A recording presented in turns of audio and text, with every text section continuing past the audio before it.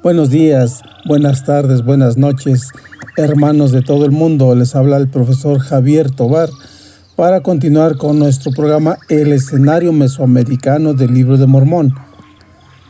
Estamos en la tercera parte y analizaremos 1 Nefi capítulo 6 al 10 de manera breve. En el capítulo 6 de 1 Nefi es significativo que Nefi menciona que no dará la genealogía de sus padres en esas planchas, ni lo hará en otro momento porque su padre Leí lleva ese registro y enfatiza que «Básteme decir que somos descendientes de José». Evidentemente, Nefi se refiere a que es descendiente de José el vendido en Egipto. Mencionar lo anterior era muy importante porque da legitimación a lo que más adelante va a suceder. Ser descendiente de Abraham, Jacob, Isaac, José por los lomos de Efraín y Manasés fue muy importante porque todos los descendientes de estos dos hijos iban a ser muy bendecidos, tal como lo dice Génesis 49, 22 y 26. Y Nefi era descendiente de la anterior genealogía. Lo impactante es que todos nosotros, los lectores, somos igualmente descendientes de Leí a través de los hijos de Efraín y Manasés. En 1 Nefi 6:4, Nefi escribe e invita a todos los hombres a ir en pos del Dios de Abraham, Isaac y Jacob, nombrando sus antepasados para remarcar la importancia de la sangre bendita. Y reitero, lo mejor de todo es que nosotros somos los recipientes de las bendiciones que les dieron a nuestros padres, al igual que lo fue Nefi, el hijo de Leí. En el capítulo 7 de 1 Nefi, vemos cómo nuevamente Leí manda por segunda ocasión a sus hijos que regresen a Jerusalén. Ahora debían ir por Ismael y sus hijas. Cito: «Y aconteció que el Señor le mandó que yo, Nefi, y mis hermanos volviésemos a la tierra de Jerusalén, y llevamos a Ismael y su familia al desierto». Fin de la cita. Lo interesante es saber por qué Leí mandó a sus hijos que regresaran a Jerusalén por Ismael y sus hijas. La escritura deja entrever que Leí ya conocía a Ismael, pues les mencionó a sus hijos que fueran por Ismael. No les dijo, traigan a alguien, sino específicamente les dice que vayan por Ismael. Otra razón por la que Leí mandó por Ismael es porque se tenía que dar cumplimiento a la profecía y mandamiento que está en Números 36, 7 y 9. Donde dice, cito: «Para que la heredad de los hijos de Israel no sea traspasada de tribu en tribu, porque cada uno de los hijos de Israel se vinculará a la heredad de la tribu de sus padres». El 9 dice, «Y no ande la heredad rodando de una tribu a otra, sino que cada una de las tribus de los hijos de Israel conservará su propia heredad». Fin de la cita. Eso quiere decir que Jehová había mandado a sus hijos que se casaran entre la misma tribu, previendo todos los problemas que acarrea casarse con una persona de costumbres diferentes. Mandó que se casaran a sus hijos con personas pertenecientes a su misma tribu. Leí y su hijo Nefi, que eran de la tribu de Manasés, sabían que Ismael y sus hijas eran de su tribu, es decir, de la tribu de José. En este caso de los lomos de Efraín, así lo dijo Erastus Snow una vez cuando citó lo siguiente: «El cual es el registro personal de Nefi, que era del linaje de Manasés, pero que Ismael era del linaje de Efraín, y sus hijos pasaron a formar parte de la familia de Leí por casamiento. Y una vez que los hijos de Leí se casaron con las hijas de Ismael, cumpliendo así las palabras pronunciadas por Jacob a Efraín y Manasés en el capítulo 48 de Génesis. Ir por la familia de Ismael a Jerusalén era porque Leí sabía que sus hijos necesitaban levantar posteridad y debían casarse con las hijas de Israel, que eran de la misma tribu de José por los lomos de Efraín.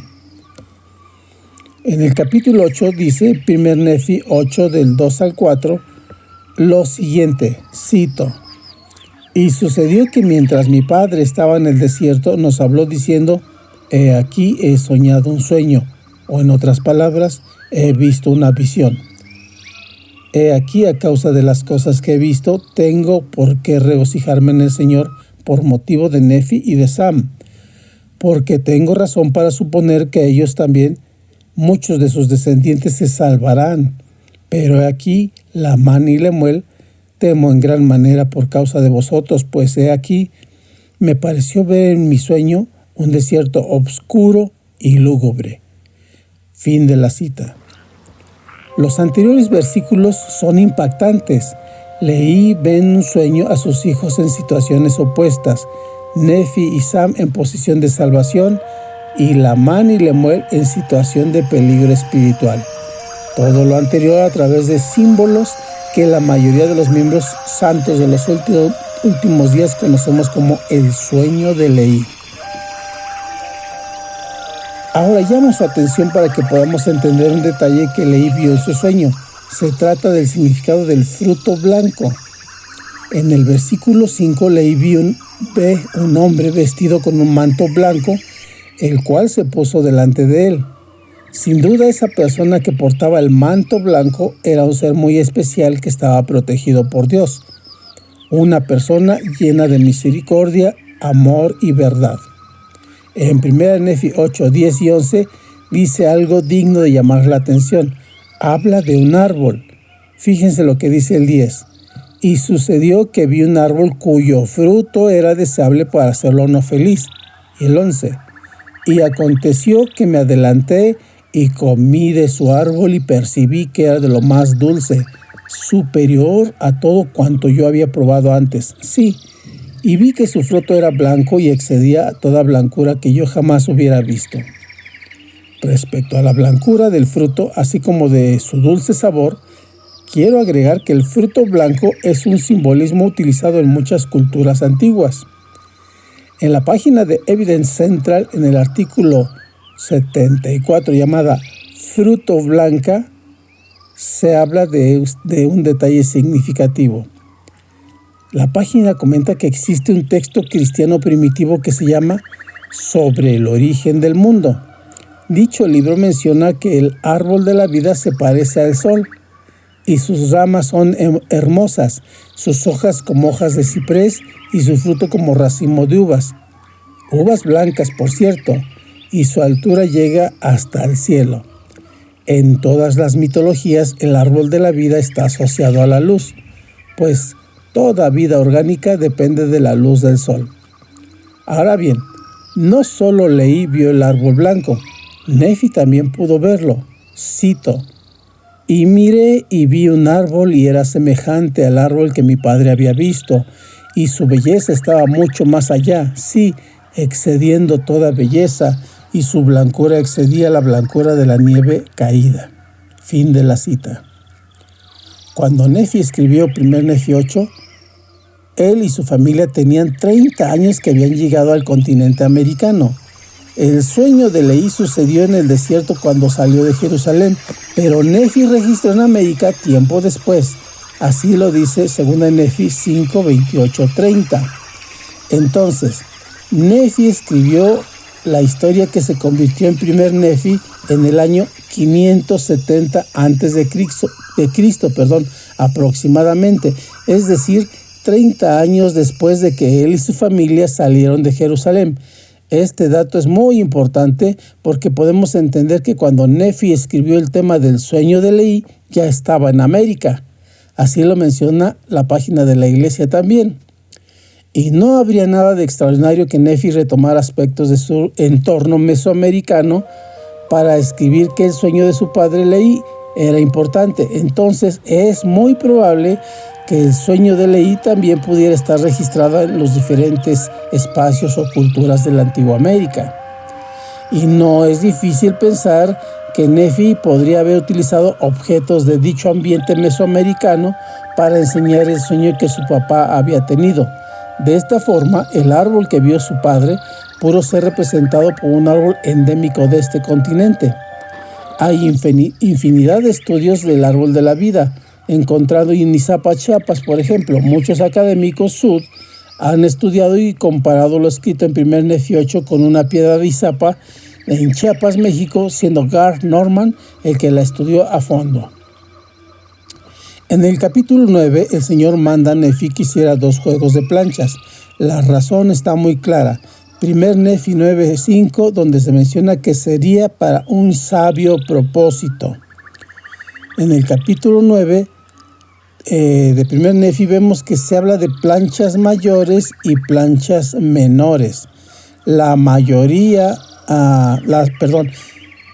mayores abarcan el periodo de 590 a.C. a 385 después de Cristo y trata de guerras e historia de reyes. Las planchas menores hablan del misterio de los nefitas. En Gospel Doctrine encontramos la explicación del mandato del Señor de que Nefi escribiera en las planchas menores lo que ya había escrito en las planchas mayores. En resumen, las planchas menores son las que ahora tenemos en el Libro de Mormón según Jacob 1:1, y las planchas mayores contienen la historia del reinado de los reyes, sus contiendas, y dichas planchas no las tenemos según Jacob 3:13. En 1 Nefi 10 es muy interesante porque empieza diciéndonos que Nefi procederá a hacer un relato sobre estas planchas, refiriéndose a las planchas menores, y que, como dijimos arriba, tratarán de su historia, reinado y ministerio. Dice, y cito la 1 Nefi 10:1, y ahora yo, Nefi, procedo a hacer un relato sobre estas planchas de la historia de mis hechos y mi reinado y misterio. Así pues, para continuar con mi relación, debo decir algo más acerca de las cosas de mi padre y también de mis hermanos.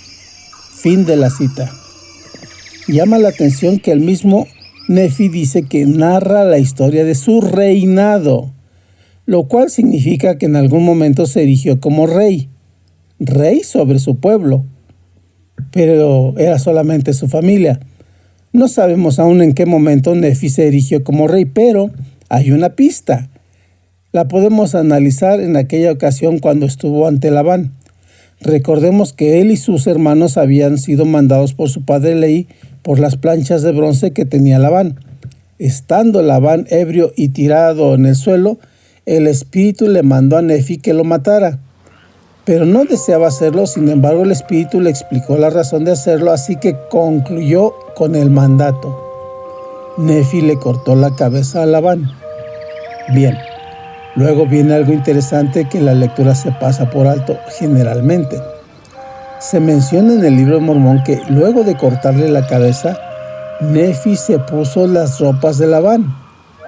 Fue así como logró escapar, ¿recuerdan? Y con las ropas puestas, con los lomos ceñidos, con las planchas de bronce y con la espada, la misma que usó para decapitarlo, salieron huyendo con rumbo donde estaba su padre Leí. Si analizamos un poco, nos damos cuenta que ahora Nefi poseía todo lo que Labán había tenido: su ropa, su espada y las planchas de bronce. Al poseer Nefi los elementos que constituían a Labán como rey, ahora él lo tenía todo. El nuevo rey, el que había salido de Jerusalén para reinar en el desierto, soportar las burlas y gobernar a su pueblo, la travesía marítima e incluso llegar a la tierra prometida, había sido investido a la manera del Señor. Una de las reliquias de poder que Nefi ahora tenía era la espada. De eso se escribió lo siguiente, cito: la espada fue venerada en la historia nefita y conservada hasta el siglo XIX, que alude a la importancia de la hoja. Dice: yo, Nefi, tomé la espada de Labán y conforme a ella hice muchas espadas. La espada solo es mencionada por los nefitas 3 veces después de eso, lo que sugiere que la arma no solo fue bien conocida, pero también fue única, usada por los reyes sin comparación con otras. En este sentido, la espada era estrictamente parte de la realeza y no fue utilizada o manejada por cualquier persona más allá que el rey. El poder de los reyes y líderes nefitas, la gente vio la espada de Labán como un símbolo religioso y un signo de la realeza y poder del líder. Las escasas referencias a la espada de Labán en el Libro de Mormón están todas asociadas de alguna manera con la victoria. Al final podemos decir que el reinado de Nefi fue con la investidura obligada y la vestidura acostumbrada, empuñando fuertemente la espada, reliquia que permaneció como símbolo de triunfo, aún hasta la restauración, cuando Moroni entregó, junto con las planchas a José Smith y otras reliquias, dicha espada de Labán. Queridos amigos, queridos hermanos, espero que hayamos entendido o hayamos aprendido, mejor dicho, algo en esta breve clase. Les invito a visitar mi página en Facebook llamada Arqueología del Libro de Mormón. Tengo un blog también llamado Arqueología del Libro de Mormón, donde escribo algunos artículos que les puede ser de su interés. Soy de Central de las Escrituras y estoy para servirles. Gracias y hasta la próxima.